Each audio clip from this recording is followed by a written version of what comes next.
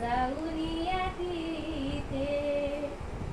पवित्र ठिकाण दीक्षाभूमी ते एकदा तरी तुम्ही जाऊनिया तिथे तेव्हाच कळते वर्णन हिमाचे सन दसऱ्याच्या सुट्टीला नागपूर दीक्षाभूमीला हो हो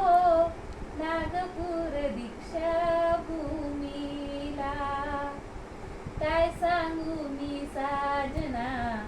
महिमा तुम्हास तिथला काय सांगू मी साजना महिमा तुम्हास तिथला लाखाने ती दर्शनाला नागपूर दीक्षा